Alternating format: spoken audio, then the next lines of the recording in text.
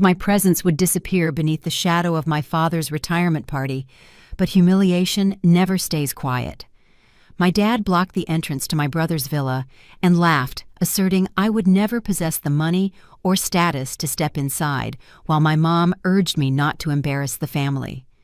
What they didn't know was that the realtor had already arrived, and one calm sentence was about to expose exactly who had been judging me. I wore a simple navy dress that evening. It cost more than anything in my mother's closet, though she would never know that. The air carried expensive catering scents, and soft landscape lighting transformed my brother's new villa into something worthy of an architectural magazine. Guests milled about the manicured lawn in clusters. Their laughter floated toward a darkening sky, dotted with the first evening stars. I had driven myself here in a car that looked ordinary from the outside. This was a deliberate choice made years ago when I realized invisibility was sometimes the greatest power a woman could possess. No one approached me when I stepped through the wrought iron gate. That was not unusual. I stood at the edge of the crowd for several minutes, watching relatives and family friends exchange pleasantries, clink crystal glasses, and gesture toward the villa's impressive facade, as if they themselves had laid each stone. My brother Richard stood near the grand entrance, accepting congratulations for a home purchased with money our father had quietly allocated to him over the years, through complex business structures and opaque private arrangements that were perfectly legal, yet carefully shielded from scrutiny. My mother orbited him like a devoted satellite, adjusting his collar, refilling his wineglass, and ensuring every guest understood the magnitude of his accomplishment. Not once did either of them glance in my direction. I moved through the party like a ghost wearing designer fabric, nodding politely when someone accidentally made eye contact, but never being drawn into genuine conversation. The exclusion was so complete and so practiced that it had become a kind of performance art, perfected over 3 decades of family gatherings. I had learned long ago not to expect acknowledgement from these people who shared my blood, but never my confidence. What surprised me was how little their rejection hurt anymore. The wound had scarred over somewhere around my 30th birthday, leaving behind something harder and infinitely more useful than pain clarity. I watched my father work the room with the confidence of a man who believed his version of reality was the only one that existed. He shook hands with the firm grip he had practiced since his 20s. He told embellished stories about his career in banking and accepted praise for raising such a successful son. At no point during these performances did he mention that he had 2 children. I had become so thoroughly erased from the family narrative that some of these guests probably did not even know I existed. The villa itself was impressive, I had to admit. It featured Mediterranean-style architecture designed to impress from a distance, the kind people admire before they ever step inside its floor-to-ceiling windows, revealing glimpses of designer furniture. A swimming pool in the back glittered like liquid sapphire under string lights. Richard had done well for himself, or rather our father's money had done well for Richard. The property was worth perhaps $2 million, a sum that would have seemed astronomical to me once before I understood what real wealth looked like. When I finally approached the front entrance, I was not looking for confrontation. I simply wanted to see the interior everyone had been praising all evening. The double mahogany doors stood open, golden light spilling onto the stone pathway like a welcome mat for everyone except me. I was 3 steps away when my father materialized in the doorway, his body positioned squarely in the center. He blocked access with the deliberate precision of a man accustomed to controlling who belonged where. He did not speak immediately. Instead, he stood there with hands clasped behind his back, allowing the moment to stretch until several nearby guests noticed and turned to watch. The silence was calculated, designed to draw attention to what was about to happen. My father had always understood the theatrical power of an audience. He knew humiliation delivered privately was merely an insult, but humiliation delivered publicly was a lesson that scarred. When he finally spoke, his voice carried the easy tone of someone sharing an amusing observation at a cocktail party. "Eleanor," he said loud enough for the gathering crowd to hear, "you know you'll never have the money or status to own something like this. Why torture yourself by looking at what you can't have? A few people laughed that polite, uncomfortable laughter of those who recognized cruelty but were too invested in the social hierarchy to challenge it. Others simply watched with carefully neutral expressions, waiting to see how I would respond. I could have said something. I could have told him exactly how wrong he was and how spectacularly he had misjudged the daughter he had spent decades ignoring. But I had learned through years of bitter experience that some battles are won by refusing to fight them in the moment. I stood absolutely still, holding his gaze without flinching, letting the silence speak for itself. The quiet seemed to unsettle him more than any clever retort would have. He had expected me to shrink to apologize or to retreat with my head bowed in appropriate shame. When I did none of those things, a flicker of uncertainty crossed his weathered face before he masked it with another dismissive laugh. My mother materialized at his side like she had been summoned by some invisible alarm system calibrated to detect potential embarrassment. She placed a manicured hand on his arm and looked at me with the expression she reserved for social emergencies, a toxic mixture of disappointment and warning I had seen countless times throughout my childhood. "Eleanor," she said quietly, though not quietly enough to prevent the nearest guests from hearing, "please don't embarrass the family. This is your father's special night. Try to remember, this isn't about you." She did not ask why I was being blocked from entering my own brother's home. She did not question whether her husband's behavior was appropriate or kind. She simply assumed, as she always had, that I was the problem requiring management. My brother appeared behind them. His face wore the carefully neutral expression of someone who had learned that silence was safer than solidarity. He did not defend me. He did not suggest that perhaps our father was being unreasonable or cruel. He simply stood there in his expensive suit, a passive witness to the familiar ritual of my exclusion, his silence an endorsement of everything happening in front of him. The guests who had gathered to watch seemed to accept this dynamic as normal as expected, as simply the way this family operated. I made a decision in that suspended moment. I would not leave, but I would not fight. I stepped gracefully to the side, moving away from the entrance, but remaining visible, present, and unmoved by their collective judgment. My father seemed satisfied with this partial victory. He turned back to his adoring guests, resuming his performance as the patriarch of a successful family. My mother followed, launching into conversation, designed to smooth over any lingering awkwardness. My brother disappeared into the villa without looking back. The party continued around me, as if I did not exist, as if I were merely part of the landscaping. Music played from hidden speakers. Waiters in crisp white shirts circulated with silver trays of champagne and elaborate canapés. Guests admired the architecture and congratulated my father on his retirement. I stood at the periphery of it all, watching and waiting, though I could not have explained precisely what I was waiting for. Then I heard it, a fragment of conversation from a staff member near the catering tent, speaking quietly into her phone. "The Realtor confirmed she'll arrive within the hour." The words meant nothing to most people at this celebration, but they landed in my ears like a promise. The Realtor, I knew exactly who that was, and I understood with sudden clarity why she was coming tonight. I looked at the villa, at my father's self-satisfied smile, and at my mother's careful management of every social interaction. They believed they had won something tonight. They believed they had successfully reminded me of my place in their carefully constructed hierarchy. I did not leave because I was defeated. I stayed because this was exactly where I needed to be when the truth finally stepped into the light. The party swirled around me in a blur of champagne bubbles and polite laughter, but I was somewhere else, entirely trapped in the amber of memory. I watched patterns repeat themselves with the mechanical precision of a play performed 1,000 times. A distinguished-looking man in his 60s approached my father, gesturing casually toward me with his crystal champagne flute. "Is she family?" he asked, nothing more than casual curiosity, small talk from someone filling conversational space. My father's response came without hesitation, smooth as aged whiskey over broken glass. "Just a relative," he said. The vagueness was intentional. The dismissal was complete in its economy. He did not say daughter. He did not speak my name. I heard every syllable from 15 feet away, and I understood with perfect clarity that this was not carelessness or forgetfulness.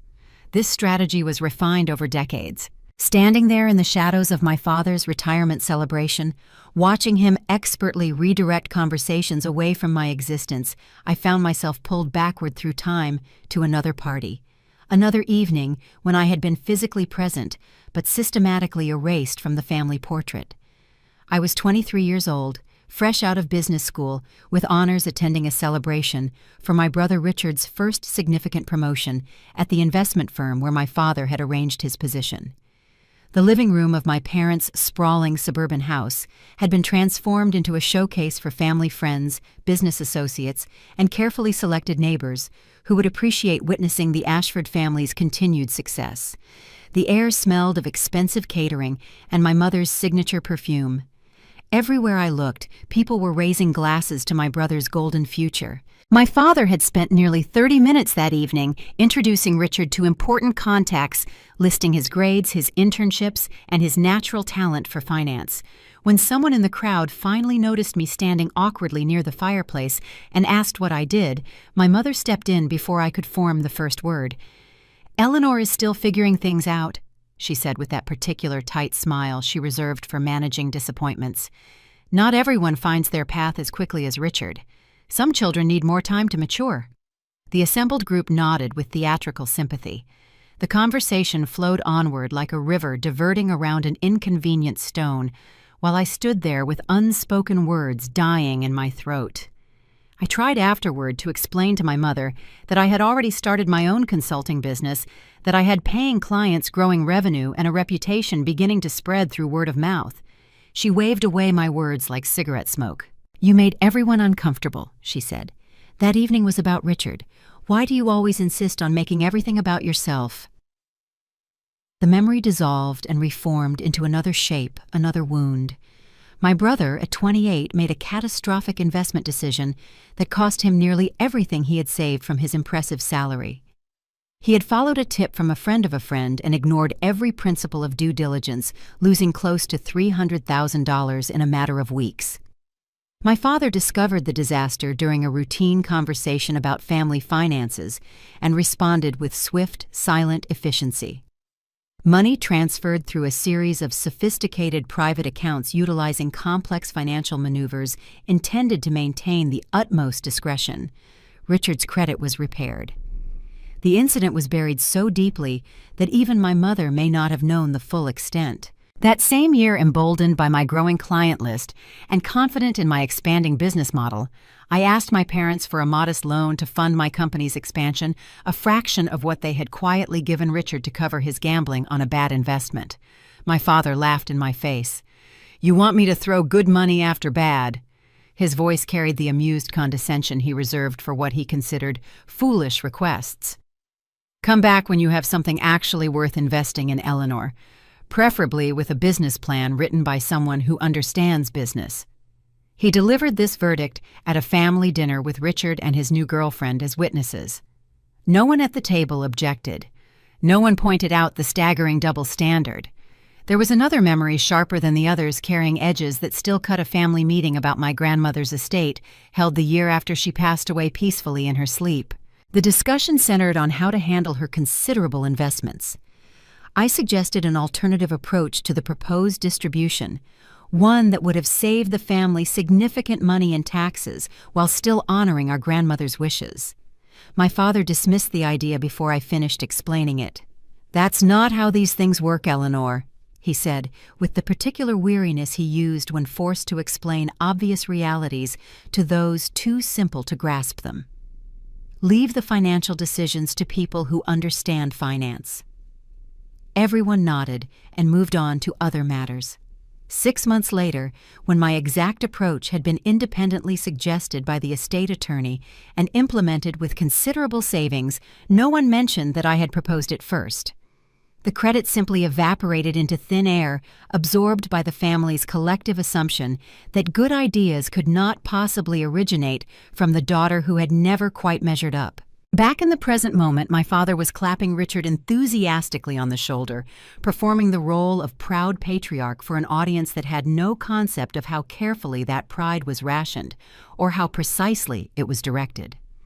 My mother circulated among the guests with the efficiency of a seasoned hostess, ensuring every conversation eventually curved back toward Richard's success, his beautiful villa, and his promising future. The system functioned with well-oiled perfection, each family member understanding their assigned role. An older woman approached me, someone I vaguely recognized from previous family gatherings, perhaps a distant aunt or long-standing family friend. "Your father talks about your brother constantly," she offered pleasantly, as if this observation were a gift I should gratefully receive. "He must be so terribly proud. Richard has accomplished so much." She did not seem to notice the implication of her words, the assumption embedded within them that there was nothing about me worth discussing and no accomplishment worth mentioning. In years past, I would have tried to correct this distorted impression. I would have mentioned my work, my growing investment portfolio, and the life I had constructed without their support or even their knowledge. But experience had taught me that defending myself to people who had already accepted the family narrative was an exhausting waste of precious energy. So I simply nodded and offered a response so neutral it bordered on silence. I watched her grow slightly uncomfortable with my refusal to perform the expected role of gracious failure. The realization had assembled itself slowly over the years, built from 1,000 small moments of erasure and diminishment. My family did not simply overlook me through carelessness or busy neglect. They actively needed me to remain small. Richard's success required a contrast, a shadow against which his light could shine more brilliantly. My parents' cherished narrative of raising a brilliant, accomplished son required a counterpoint, a cautionary tale of the child who had not quite measured up despite every advantage. I was not failing to meet their expectations. I was fulfilling them perfectly by remaining in the diminished role they had assigned me before I was old enough to understand that roles could be refused. A new decision crystallized within me, harder and more luminous than any I had made before. I would not attempt to correct their narrative anymore. I would not exhaust myself trying to prove my worth to people who had constructed their identities around my perceived inadequacy. I would simply wait. And when the truth became impossible to ignore, I would not need to say a single word in my own defense. A woman in her late 50s approached me dripping with the kind of tasteful jewelry that whispers wealth rather than shouting it. She carried herself with the particular confidence that develops over decades of country club membership and charity board positions. I recognized the expression on her carefully maintained face. Polite curiosity seasoned with the automatic assumption that I was somehow out of place in this gathering. "So," she said, tilting her head at an angle that suggested she was being generous by acknowledging my existence, "are you visiting from out of town?" The question revealed everything about what she had already been told. She did not ask if I lived nearby. She did not inquire how I knew the family or what brought me to the celebration. She assumed I did not belong here, that my presence required justification, and that I was a visitor rather than a daughter. I understood immediately what had happened. My father had been telling stories. The narrative had been distributed before I ever stepped through the gate. I had been introduced to these strangers before I opened my mouth, and the introduction had been designed to ensure they looked at me and saw exactly what my family wanted them to see. Before I could formulate a response, I heard my father's voice carrying from a nearby cluster of guests. He was employing his confidential tone, pitched just loudly enough to be overheard by anyone within 15 feet, designed to spread information efficiently while maintaining the performance of discretion. "Eleanor has always preferred a simpler life," he was explaining to his attentive audience. "Not everyone has the drive for real success, and honestly, that's perfectly fine. She seems happier living within her limitations." The words slithered through the evening air like oil spreading across still water, smooth and nearly impossible to grasp hold of for examination. Nothing he said was technically demonstrably false. I did prefer simplicity in certain aspects of my carefully curated life. I was genuinely happy in ways he could never understand. But the context he constructed, the implications he wove, and the careful selection of facts painted a portrait of contented mediocrity. That was a masterwork of manipulation, perfected over 3 decades of practice. My mother materialized near the same group, adding her own practiced brushstrokes to the family portrait. "She's just not like Richard," she said with a sigh that communicated maternal disappointment nobly and graciously borne. "Some children simply don't need as much to feel content. We've accepted that about Eleanor." A well-dressed woman in the cluster nodded with sympathy. I watched the narrative take hold, like roots spreading through fertile soil. Strangers accepting a carefully constructed version of me, assembled without my knowledge or consent. The timing was choreographed with precision that spoke of long practice. Just as my parents completed their character work, my brother emerged from his villa's grand entrance, and the collective spotlight swung toward him with the inevitability of gravity. He was introduced to the same group with an entirely different vocabulary. Ambitious, driven, and naturally talented, the pride and culmination of everything our family valued. His villa became the conversation's gravitational center, a physical manifestation of success and proof that the Ashford family had produced at least one child worthy of admiration. No one asked what I did for work. No one inquired about my life, my accomplishments, or my journey. The story had already been comprehensively told. In my family's distributed version of reality, there was nothing interesting to ask. A man I did not recognize approached me with the comfortable smile of someone making obligatory small talk at a social function. "You must be the low-pressure one in the family," he offered, clearly intending the observation as a kindness. He was attempting to acknowledge what he believed to be my humble position in the family hierarchy without making the moment awkward. But the words landed on my ears like a judge's verdict, a rubber stamp of official approval on everything my parents had carefully disseminated. I felt the familiar impulse rise within me, the almost irresistible urge to correct the record, to explain the truth of my life, and to present evidence that contradicted the fiction being circulated among these well-dressed strangers. But hard experience had taught me where that path led. Correction inevitably meant conflict, and conflict meant I became the problem, the difficult one, the daughter who made every family gathering uncomfortable with her defensiveness. My parents had constructed an elegant system where any attempt to defend my own dignity automatically reinforced their narrative about my character. I decided to try anyway, just once, with the smallest possible intervention. "Actually," I said to a nearby guest, "I work in real estate investment." It was the tiniest fraction of the truth, a single sentence, containing none of the details that would have fundamentally reframed everything they thought they knew. My father appeared at my elbow instantly, as if summoned by some invisible alarm, calibrated to detect any deviation from the approved family script. "Eleanor dabbles in a few things here and there," he said, with a dismissive wave that reduced my entire career to a hobby unworthy of serious consideration. "But let me tell you about Richard's expansion plans for the property he's thinking of adding a guest house." The conversation pivoted away from me with such practiced smoothness that it felt professionally choreographed. Within seconds, I was once again invisible, a background element in a painting focused on other subjects. I noticed something important then, something I had not fully grasped in all my years of family gatherings. The story my parents told about me was not improvised or adapted to circumstances. It was meticulously rehearsed. The phrases came too smoothly, and the conversational pivots were executed with too much precision.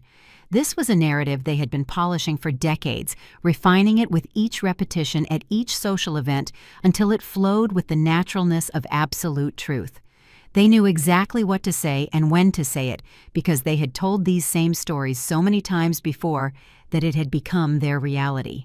I implemented a strategic shift.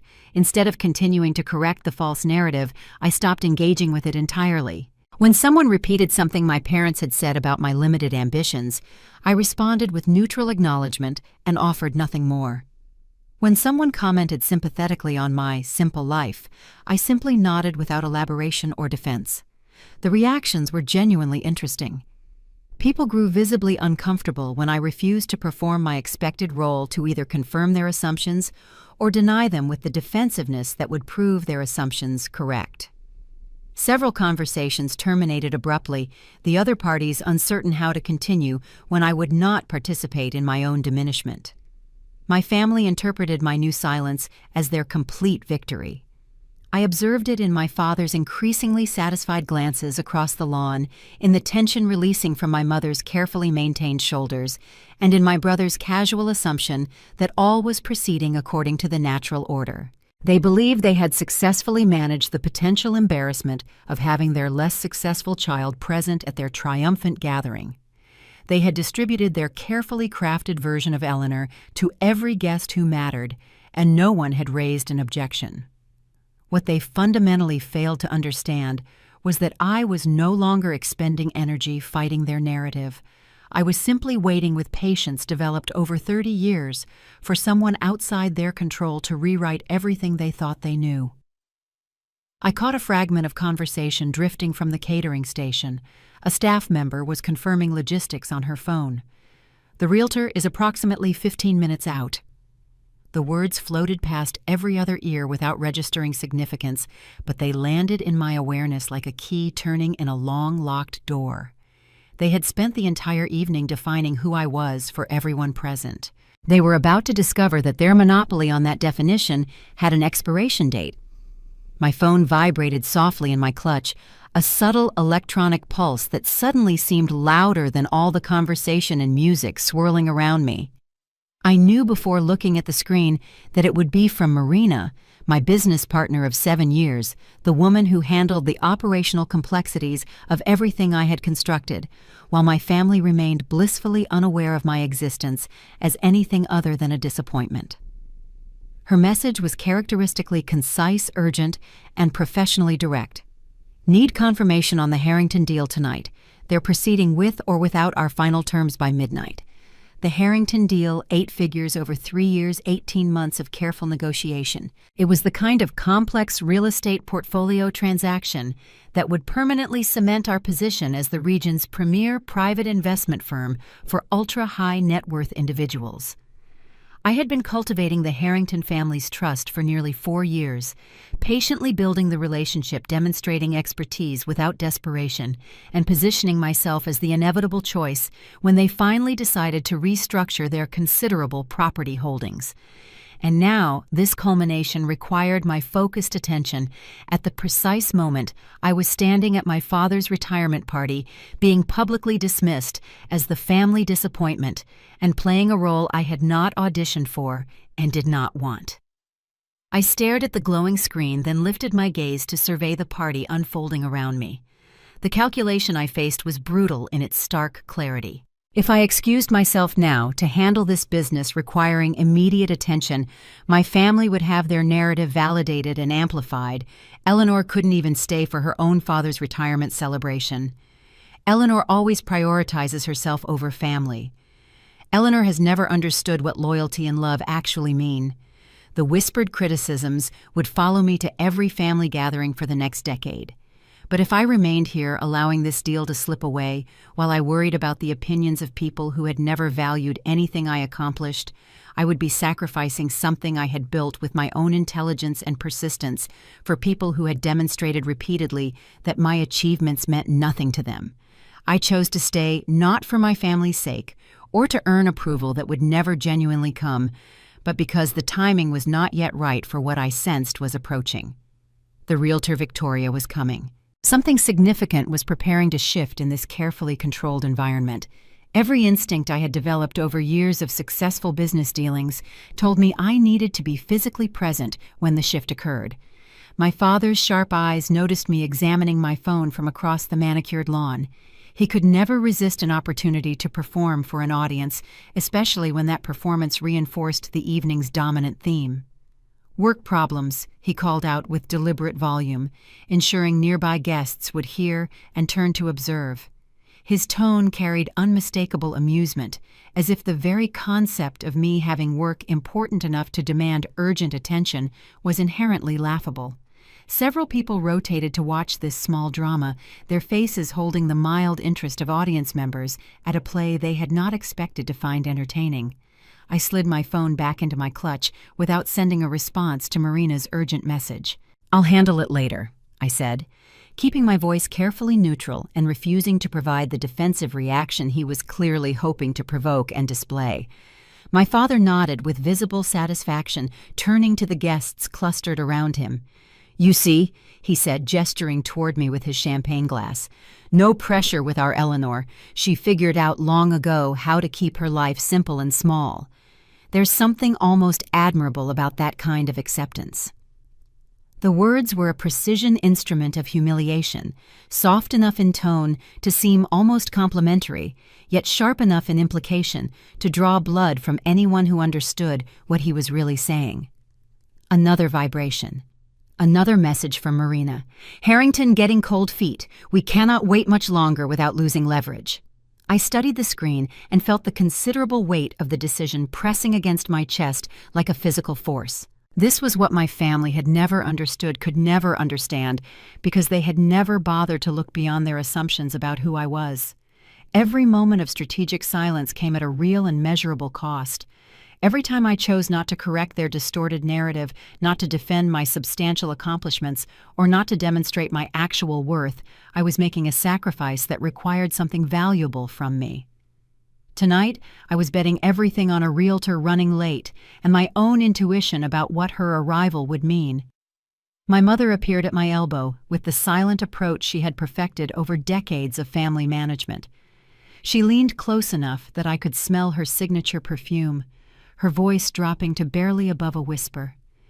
"You should probably leave soon, Eleanor, before you say something that makes this evening awkward for everyone." She was not asking about my well-being or curious about the messages that had obviously captured my attention. She was managing me with the same efficiency she applied to the catering schedule and seating arrangements, identifying a potential source of embarrassment and moving to neutralize it before damage occurred. I did not respond with words. I simply turned to meet her gaze, directly holding her eyes with mine, until she grew visibly uncomfortable and turned away to attend to other matters. It was a small act of rebellion, but it felt enormously significant in the moment. For the first time in longer than I could clearly remember, I was not automatically playing my assigned role in the family performance. I was not apologizing for my existence, explaining my choices, or demonstrating appropriate daughterly deference to her superior judgment. I was simply existing as myself, present and unmoved by her expectations. And that fundamental change in my behavior seemed to disturb her more deeply than any verbal argument could have. Across the illuminated lawn, my brother was holding court near the villa's impressive entrance, entertaining a rotating audience of admirers with detailed stories about his renovation plans, his investment philosophy, and his vision for the property's future appreciation. No one interrupted him with suggestions that perhaps he should leave early. No one questioned whether his work matters were being appropriately attended to. No one implied that his presence was potentially embarrassing. My phone delivered a third vibration. "Final decision required within 30 minutes. Marina."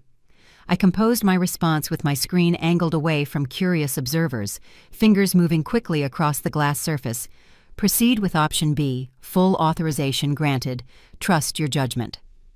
It was not the outcome I had carefully strategized for the Harrington acquisition, but it was acceptable. Sometimes in business, as in life, you have to accept a good outcome when the perfect one is not available within your constraints.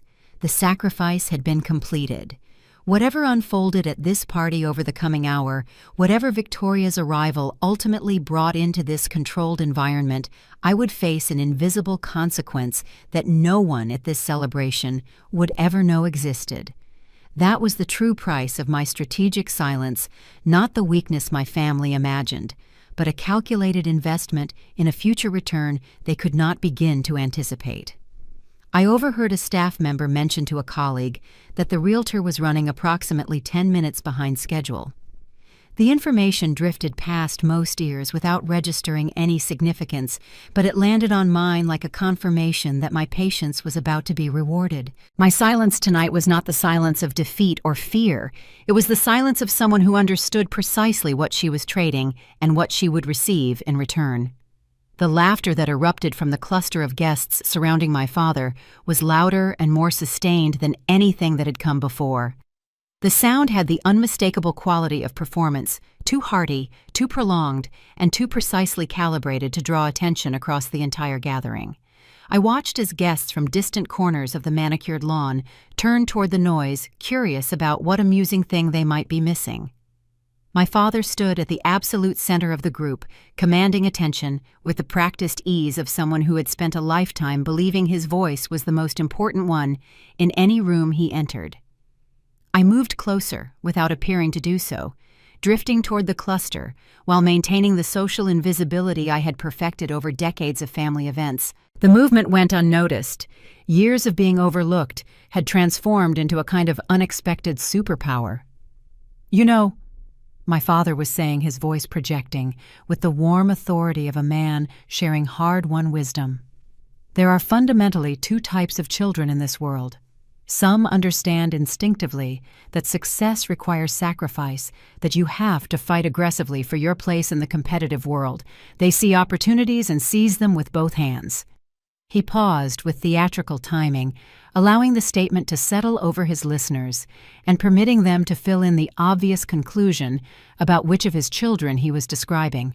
And then, he continued, his voice softening with regret, "There are those who are content with less, who prefer the path of least resistance, and who never quite develop the hunger that drives real achievement." His eyes found me in the crowd for just a moment, barely a second of direct contact, but long enough for several attentive guests to follow his gaze and understand exactly who served as the cautionary example in his little parable. Several people in the cluster laughed in response, not the laughter of genuine amusement at something witty, but the uncomfortable, complicated laughter of those who recognize they are being invited to participate in someone else's public diminishment. Others nodded with serious expressions, accepting without question the interpretive framework my father had constructed, and mentally filing me into the category of the unsuccessful child, without pausing to wonder whether his categories reflected reality. My mother materialized beside him with the timing of a professional performer hitting her cue. "Eleanor has always been content with whatever she has," she observed. Her tone somehow suggested this was meant as praise while clearly communicating its opposite. "She's never been driven by ambition the way Richard naturally is. Some people simply don't require much to feel satisfied with their lives." The words were carefully wrapped in the language of acceptance and understanding, but their true meaning was transparent to anyone paying attention.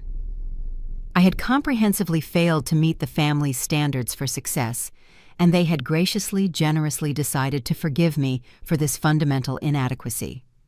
My brother appeared on cue, the golden child summoned to complete the family tableau.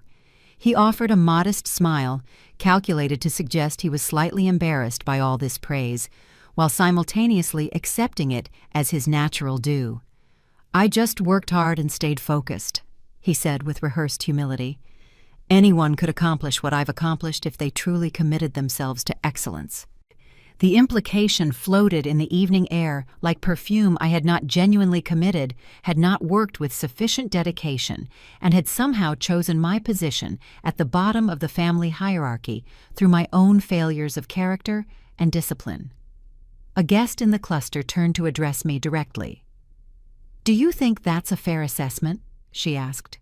For a brief moment, I wondered if she might be challenging the prevailing narrative, but her expression held only polite curiosity, the interest of a spectator who wanted to witness how I would respond to my own systematic public diminishment.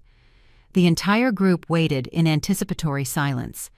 My father's smile remained fixed in place, but I detected the slight tension around his eyes, the silent paternal command to play my assigned part, to accept the designated role with appropriate grace, and to avoid making a scene that might complicate his triumphant evening. My mother's hand found his arm in a gesture of marital solidarity, steadying him and preparing to intervene smoothly if I proved difficult. I considered my available options with the analytical clarity I had developed over years of high-stakes business negotiations. I could agree with their assessment, confirming everything they had said about me and my limited nature. I could argue passionately against their characterization, providing ammunition for decades of future commentary about how Eleanor always had to make everything difficult, and how she could never just accept reality gracefully. Or I could do something they were fundamentally unprepared to encounter. "People generally believe what they need to believe," I said. My voice was calm and perfectly level, carrying no trace of emotion that could be interpreted as defensiveness or wounded anger. The words hung suspended in the air between us, ambiguous enough to mean nothing specific while simultaneously meaning everything. The woman who had posed the question blinked several times clearly, uncertain how to respond to a reply that refused to fit expected categories. The conversation faltered noticeably, the smooth machinery of my family's preferred narrative grinding against something it could not efficiently process or incorporate. My father recovered his composure quickly, steering the group's collective attention back toward safer conversational territory. The villa's architectural details, Richard's plans for property improvements, and the tangible success that could be pointed to and admired. The assembled guests followed his conversational lead with visible relief, grateful to return to ground where the social rules were clear and predictable. I stepped back from the cluster, resuming my established position at the party's social periphery. The moment had passed, absorbed into the evening's continuous flow of champagne and mutual congratulation. But I had observed something critically important. My family's confidence had expanded dangerously. They believed they had definitively won this round. They believed they had successfully defined me before this audience controlled the narrative completely and managed the evening's social dynamics with their customary expertise. Their satisfaction radiated from them like heat from sun-baked stones. This expanding confidence was precisely what I needed from them. Overconfidence consistently made people careless and blind. It caused them to assume the future would reliably resemble the past, and that their comfortable version of reality was the only possible version. A staff member approached my father with a quiet message. I could not hear the specific words, but I observed him nod dismissively, barely acknowledging the interruption, before returning his full attention to his admiring audience. Whatever information had been conveyed clearly did not seem significant enough to warrant his sustained interest. But I had been carefully watching the event staff throughout the evening. I observed this same young woman confirming timing, verifying arrangements, and coordinating something clearly operating outside the normal flow of the retirement celebration. They had officially decided who I was in front of everyone whose opinion mattered to them. They had delivered their definitive verdict with the confidence of people who believed their judgment was permanent and final. They remained completely unaware that the truth was preparing to walk through the door. The shift began with a car, not a flashy arrival designed to command attention or a dramatic entrance calculated to impress, but just a sleek black sedan pulling into the villa's circular drive with the quiet confidence of someone who had no need to announce themselves. The engine fell silent. For a suspended moment, nothing happened.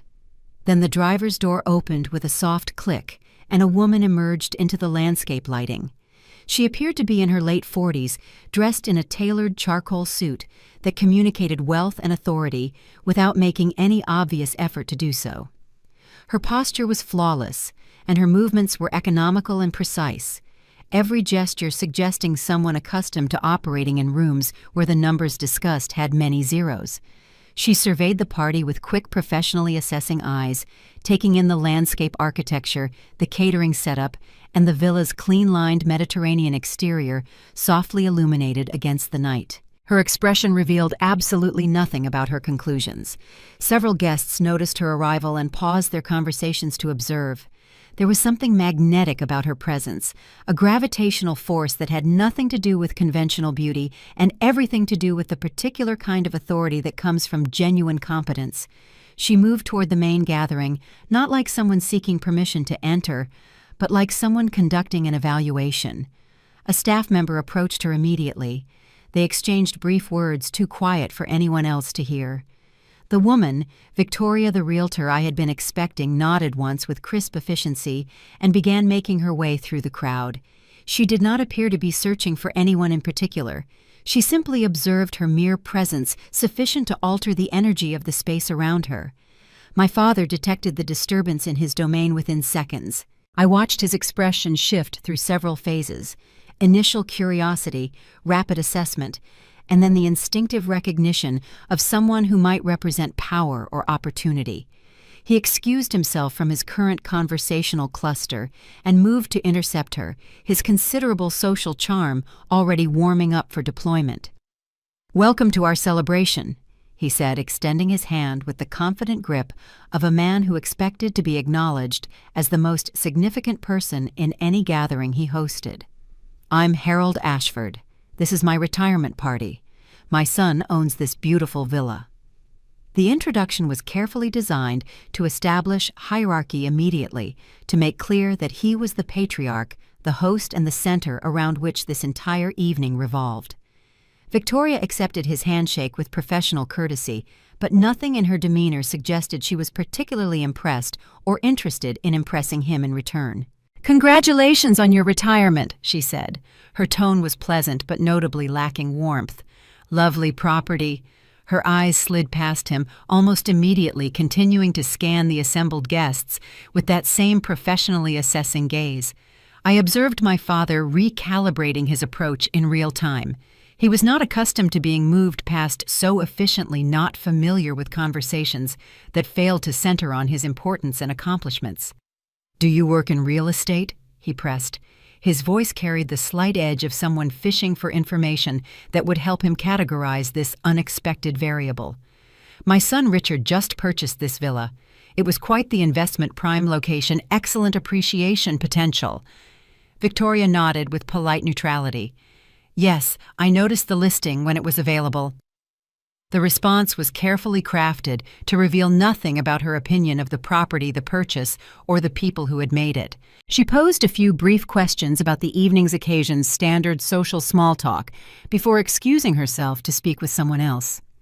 My father watched her departure with an expression I had rarely seen on his face, genuine confusion. The interaction had not proceeded according to his expectations. He had presented his credentials, his family's success, and his son's achievement, and she had received all of it with the detached professionalism of someone who routinely dealt with numbers that made his accomplishments look modest. My mother appeared at his side, her finely tuned social antennae clearly detecting that something had deviated from the expected script. "Who was that?" she asked in an undertone, her eyes tracking Victoria's movement through the crowd. "Some realtor," my father replied with attempted dismissiveness. But I detected the note of uncertainty beneath his casual tone. He had encountered something he could not immediately categorize or control, and the experience was visibly unsettling. My brother Richard, apparently briefed on the situation by some invisible family communication network, made his own approach. He intercepted Victoria near the refreshment table and launched into an enthusiastic description of the villa, the square footage, the renovation potential, the neighborhood's property value trajectory, and his own sophisticated investment thesis. He was performing expertise, attempting to establish himself as someone worthy of serious professional consideration. Victoria listened attentively for perhaps 30 seconds before politely extracting herself. She had not been overtly rude, but she had also demonstrated no particular interest in what he was saying. Richard was left standing alone with his performance interrupted mid-sentence, visibly uncertain about what had just occurred. Guests throughout the party were beginning to take notice Victoria's selective engagement and her refusal to be impressed by the evening's designated stars. It was becoming a subject of quiet speculation. Who was she looking for? Why had she come to this particular event? Why did the villa's owners not seem to command her interest?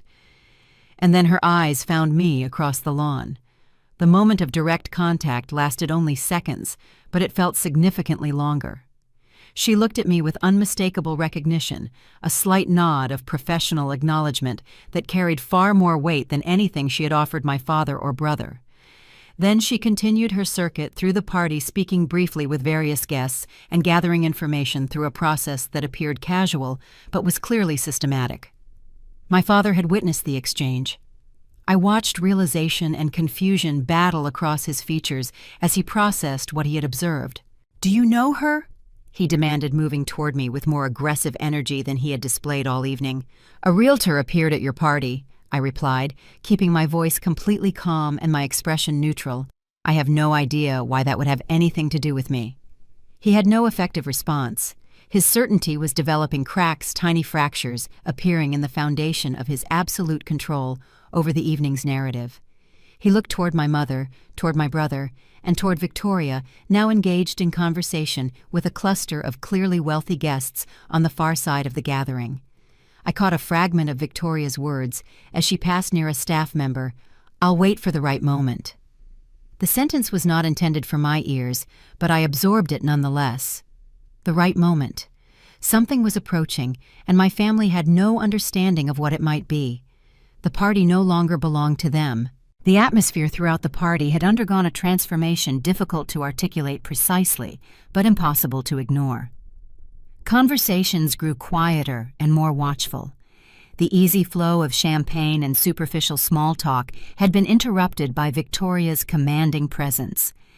Guests were now operating with heightened attention, sensing that something significant was unfolding just beneath the surface of the retirement celebration. I noticed that eyes kept drifting toward Victoria wherever she positioned herself. She had established herself apart from my family's social orbit, engaging primarily with guests my father considered truly important successful business leaders and significant investors, people whose professional opinions actually mattered in worlds beyond this villa's manicured lawn. More significantly, she was not actively seeking these conversations. They were seeking her. A man I recognized as a prominent local developer approached Victoria with the particular deference of someone requesting an audience with a superior. They spoke for several minutes in voices too quiet for me to hear.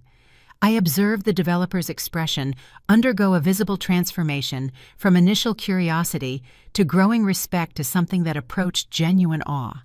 When their conversation concluded, he surveyed the party with noticeably different eyes, as if seeing every person present in an entirely new light. My father observed this interaction as well. He attempted to reassert himself into the evening's shifting power dynamics, approaching the same developer with his practiced bonhomie firmly in place. "Wonderful party, isn't it?" he offered with manufactured warmth. "Have you had a chance to see Richard's villa from the inside? The craftsmanship is truly exceptional. You'd appreciate it as someone who understands quality construction." The developer nodded politely, but his attention was clearly located elsewhere. "Yes, very nice," he said, with the distracted courtesy of someone whose mind was engaged with more important matters. "If you'll excuse me, I need to follow up on something." He walked away without the deference my father was accustomed to receiving, automatically leaving him standing alone with his enthusiastic compliment floating unanswered in the evening air. My mother cornered one of her established social contacts, a woman who served on multiple prestigious boards and charity committees. "Who exactly is that Realtor?" she asked, keeping her voice appropriately low while her eyes tracked Victoria's movements. "She seems to know absolutely everyone who matters." The response she received was deliberately vague, but deeply revealing. "Victoria specializes in very private transactions," the board member explained with careful discretion. "Very private, very substantial. I've heard she won't even consider clients below a certain threshold." She did not specify what that financial threshold might be, but her tone conveyed clearly that it was far beyond anything the Ashford family typically discussed. My brother, sensing the uncomfortable shift in social attention, made another determined attempt to recapture his position at the evening center. He launched into an expanded explanation of his renovation plans to anyone who would pause to listen, describing in elaborate detail the potential appreciation of his property and his sophisticated long-term investment strategy. A few polite guests stopped to hear him out, but the enthusiasm that had greeted his earlier presentations was notably diminished. Victoria's presence had introduced an entirely new scale of comparison into the proceedings, and my brother's villa suddenly seemed merely adequate rather than impressive. Victoria crossed my path again as she moved through the crowd. This time she stopped. "Good evening," she said. Her voice was pitched low enough that only I could hear the words clearly.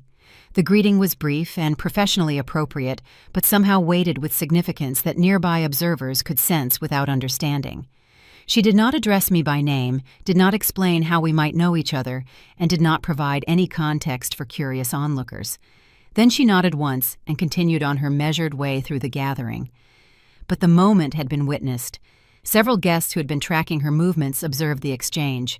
I could almost feel the wave of recalculation rippling outward through the crowd. Who was I that this mysterious, powerful realtor would single me out for personal acknowledgement when she had barely spared 2 minutes for the evening's supposed hosts? A woman I had encountered earlier, the one who had been informed I was the low-pressure member of the family, approached me with a markedly different expression than before. "I don't believe we were ever properly introduced," she said, her tone noticeably warmer and her manner more respectful. "I'd love to hear more about what you actually do, if you're willing to share."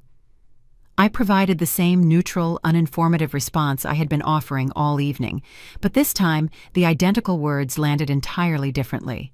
Where before my professional vagueness had been interpreted as evidence of having nothing worth discussing, now it seemed sophisticated, perhaps strategic, the careful discretion of someone who did not require validation from casual acquaintances.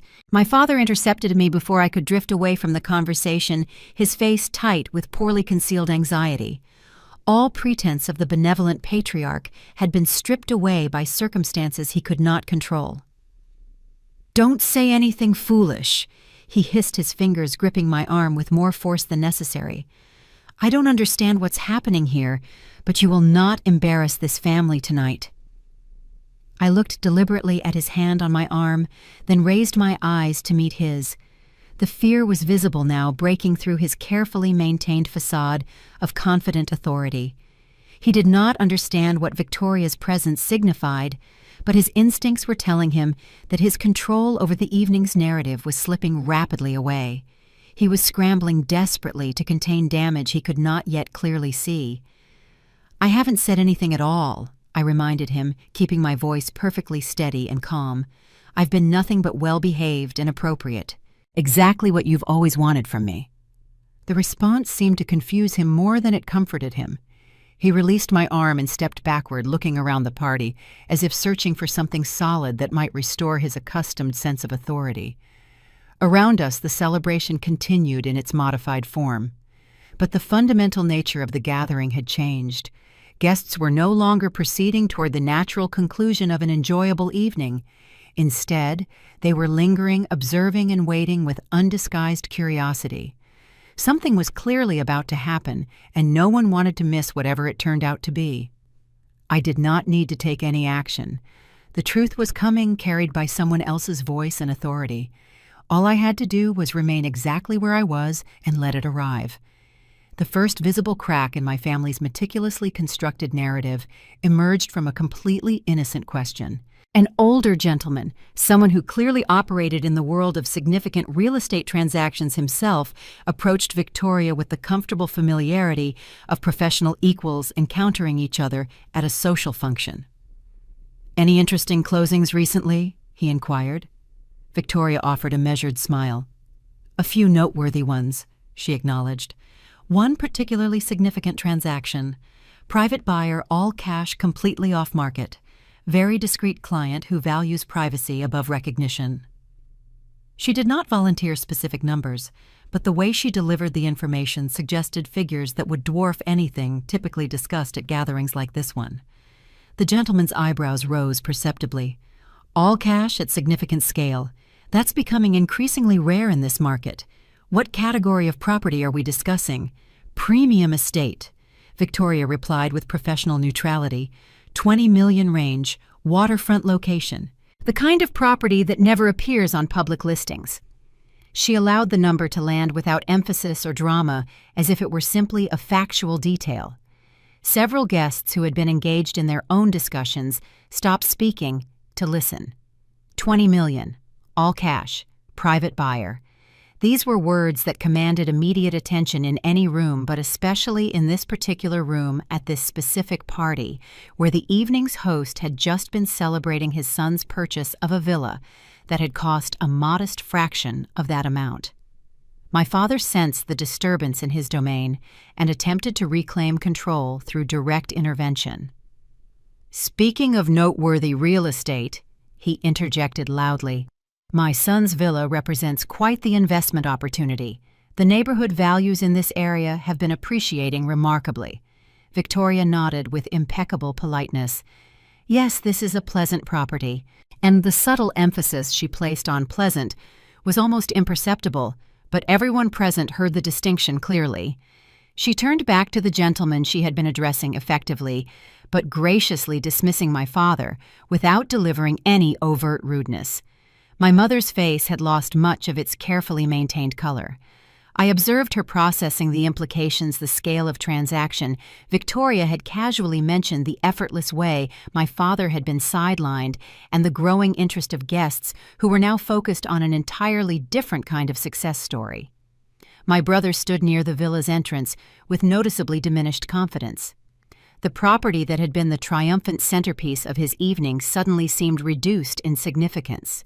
Its impressive Mediterranean facade was transformed into simply another pleasant house rather than the extraordinary achievement it had been presented as throughout the celebration. Victoria continued her conversation with the older gentleman, allowing a few additional carefully selected details to emerge naturally. The buyer maintains a remarkably low profile. No flashy lifestyle, no public displays of wealth, no social media presence. A very intelligent approach to managing significant resources, actually. You would never guess what they're worth simply from observation. She did not look toward me as she offered this description, but several guests in the vicinity did. "Is this private buyer present at this party?" someone asked directly. Victoria's smile remained professionally enigmatic. "She values her privacy," she said simply. The single pronoun hung in the evening air like a signal flare. She, a woman, a private woman who preferred anonymity over recognition, a woman who had recently purchased a property worth more than 10 times what this celebrated villa had cost. Eyes began systematically scanning the assembled guests. The women present were being evaluated, reassessed, and measured against this intriguing new information. My mother was clearly not the mysterious buyer. Her wealth was entirely my father's wealth, thoroughly documented and displayed. The handful of other women who projected significant means were quickly eliminated through various observable tells. And then with growing inevitability, gazes began settling on me, the overlooked daughter, the family member who had spent the entire evening being dismissed and diminished, the woman whose apparent lack of success had been the gathering's running joke. I maintained my silence. I did not confirm the speculation, nor did I deny it. I simply stood exactly where I had been standing all evening, present, calm and unmoved, allowing the silence itself to accomplish what words never could. My father's expression had progressed from confused to genuinely alarmed. I could see him attempting to recalculate and struggling to fit this new information into his long-held understanding of his children. The familiar equations were failing to balance. The narrative he had constructed over decades was encountering data it could not absorb. From this moment forward, they stopped asking who I was. They started reconsidering why they had ever presumed to judge me. The question emerged from a man who had clearly built his considerable fortune on directness and clarity. He possessed no patience for social niceties or diplomatic ambiguity. He wanted straightforward information. "Let me be perfectly clear," he said to Victoria, his voice cutting through the ambient noise with authoritative precision. "You are telling us that your VIP cash buyer for a $20 million waterfront property is someone present at this gathering." The crowd around them had expanded significantly, drawn irresistibly by the magnetic pull of imminent revelation. Every conversation in the immediate vicinity had ceased entirely. Victoria's response came measured and thoroughly professional. "I am saying that I work exclusively with clients who value discretion above public recognition. The property I referenced cannot reasonably be compared to something like this." She gestured with casual grace toward my brother's villa. "They exist in entirely different categories of the market." A murmur cascaded through the assembled guests. Different categories. The phrase landed with the impact of a judicial verdict on everything my family had spent the evening celebrating. My father's composure cracked visibly for the first time all evening. He attempted what was clearly intended as a dismissive laugh, but the sound emerged forced and hollow. "Well, that's certainly quite a dramatic claim," he managed. "Anyone can assert they have extremely wealthy clients." Victoria turned to regard him with an expression that was not quite pity, but occupied closely neighboring emotional territory. "Of course," she responded simply. She did not argue with his skepticism or defend her credentials. Her absolute refusal to engage with his challenge somehow made his doubt seem more desperate. Obviously, the grasping of a man watching his authority dissolve. My mother had positioned herself physically close to my brother, her hand resting on his arm in a gesture that might have signified maternal comfort or physical restraint. Her face had progressed through multiple visible transformations, initial confusion, growing concern, and now something that resembled genuine fear about what might be coming next. My brother himself appeared nearly paralyzed by the evening's unexpected trajectory. The spotlight he had basked in so comfortably throughout the celebration had turned harsh and unflattering. Guests who had been enthusiastically praising his accomplishments were now visibly recalculating, measuring his success against an entirely new standard. The direct man was not yet satisfied. He surveyed the party with sharp, assessing eyes before settling with deliberate focus on me. "And let me hazard an educated guess," he said slowly. "The VIP client you're describing is someone who has been systematically underestimated throughout this evening's festivities." Victoria's response came without hesitation, but also without explicit confirmation. "My clients' identities remain private as a matter of fundamental practice. I will observe that she demonstrates excellent judgment about when to speak and when to allow others to reveal themselves through their own words." Her eyes met mine for just a moment. I maintained my exact position without variation. I simply existed in the space, present and silent, permitting the silence itself to serve as the most eloquent evidence available. The transformation in how guests perceived me was immediate and striking. They studied me with careful, sustained attention. I observed as several guests began visibly remembering their own behavior toward me. Throughout the evening, the woman who had asked if I was merely visiting the man who had labeled me low pressure, and the cluster who had laughed at my father's comparison. Each of them was now confronting the uncomfortable possibility that they had been wrong. My father made one final effort. "This is completely ridiculous," he declared, but his voice had lost its resonant authority. "Eleanor doesn't possess that kind of wealth. I would certainly know if she did. She's my daughter." "Would you?" someone in the crowd asked quietly. The simple question hung suspended in the air, fundamentally unanswerable, given everything that had just been revealed. I did not need to announce who I was. They finally understood far too late to matter. The silence that descended was unlike anything I had experienced in 3 decades of family gatherings. It was the profound silence of comprehensive recalculation. The party's familiar rhythms had been completely suspended, replaced by something that felt more like a collective reckoning. I observed as the gathering reorganized itself around new gravitational centers. Guests who had been clustered attentively around my father and brother began drifting away. Small conversational groups formed spontaneously near me and Victoria. My father attempted to reestablish his accustomed position through sheer force of social will. He approached a group of guests and launched energetically into a familiar story about his career accomplishments. The response he received was polite, but noticeably distant. People nodded at appropriate intervals, but their eyes kept sliding away, seeking more interesting conversations elsewhere. A woman I did not recognize approached me. "I didn't realize," she said simply. "Most people don't," I replied. Victoria began making her way toward the exit, pausing to exchange brief, professional farewells with various guests along her path. When she reached my position, she stopped for a final professional acknowledgement. She did not speak my name, but her proximity communicated more clearly than any announcement could have. My brother had retreated to a defensive position near the villa's entrance, occupying the same doorway that had been the location of my public humiliation just hours earlier. But the dynamics had reversed with devastating completeness. He was now simply a man guarding a diminished prize. My mother stood increasingly alone. Her decades of practiced social coordination skills were rendered temporarily useless. She kept looking between me, my father, and the departing Victoria, clearly hoping someone would somehow restore the comfortable natural order she had always known. A man who had been identified earlier as a significant local investor approached me directly. "I believe I owe you an apology," he said.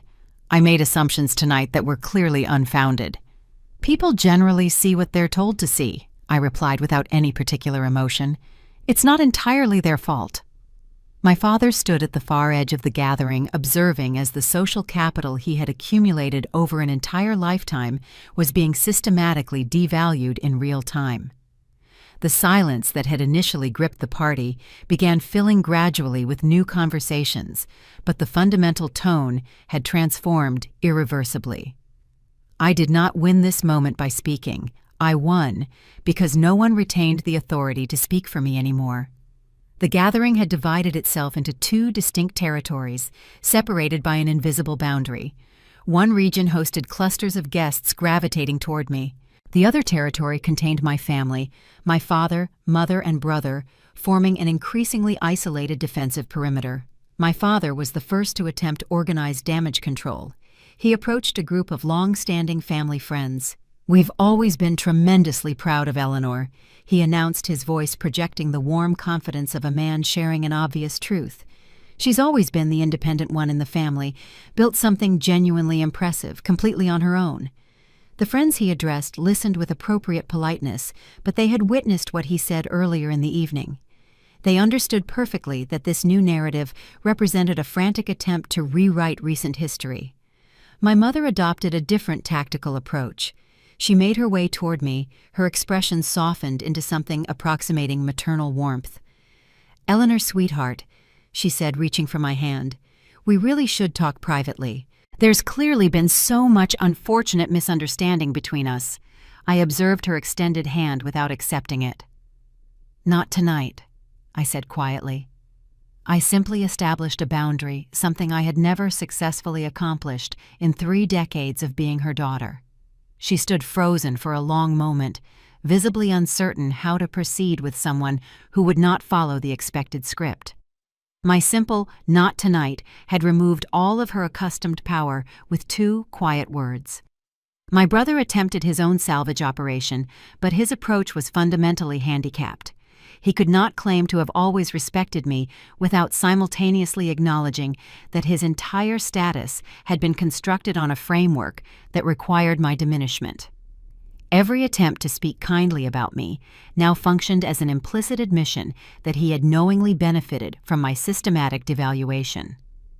Victoria approached me before departing. "It was good to see you this evening," she said. "I'll be in contact next week regarding the final details." The implication was unmistakable. There was substantial, ongoing business between us. Several guests approached me in the time that followed, offering various forms of belated acknowledgement. Some delivered direct apologies. Others executed subtle social realignments. I received each interaction with the same neutral grace I had maintained throughout the entire evening. My father stood alone as the party wound toward its conclusion. He appeared older suddenly, somehow smaller. The commanding presence of the evening's confident host was reduced to simply a man who had been publicly and comprehensively proven wrong. I selected my moment of departure with care at a time of my own deliberate choosing, when my exit would carry its own clear message. I collected my belongings, offered genuine acknowledgement to the few guests who had treated me with actual respect, and walked toward the exit. No one blocked my path this time. No one questioned my right to come and go exactly as I chose. The power my father had weaponized at the villa's entrance had transferred completely. They did not lose me that night, they lost the power to define who I was. The drive home unfolded in silence that felt earned rather than empty. City lights blurred past my windows, ordinary and beautiful. I did not reach for music or podcasts to fill the quiet space. I simply drove, allowing the evening's events to settle gradually into their proper place within my history. When I arrived at my home, not the waterfront estate Victoria had described, which remained largely unoccupied as a long-term investment, but the comfortable townhouse where I actually lived my daily life, I sat in my car for a long moment before going inside. The silence surrounding me was fundamentally different here. It was my silence, chosen and comfortable. I allowed myself to revisit the moment when my father had blocked me at the entrance to my brother's villa. Just hours ago, that confrontation had felt like a wound being deliberately reopened. Now it felt like something else entirely, the last time he would ever possess that particular power over me.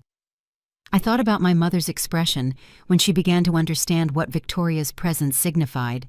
The narrative she had constructed and maintained about her successful son and her disappointing daughter had crumbled in the span of a single hour. I thought about my brother standing in the doorway of a villa that had suddenly become merely ordinary. He had simply accepted the advantageous role they assigned him, enjoying the privileges of being the golden child without ever questioning what that designation cost his sister. But I did not feel the triumphant satisfaction I might have anticipated. There was no surge of vindictive pleasure. Instead, there was something quieter and more profound, the simple, profound relief of no longer requiring their validation to know my own worth. For years I had constructed my success in deliberate secrecy. Now that careful protection was no longer necessary. They knew the truth, and more importantly, everyone they had ever tried to impress with their version of reality knew the truth. My phone buzzed softly. A text message from an unfamiliar number glowed in the darkness. "We should talk. Mom." I read the words and discovered nothing within myself that required an immediate response. She was reaching out because her social standing had suffered visible damage. I had spent 30 years responding to those manipulation needs at the cost of my own well-being. That chapter of my life was finished.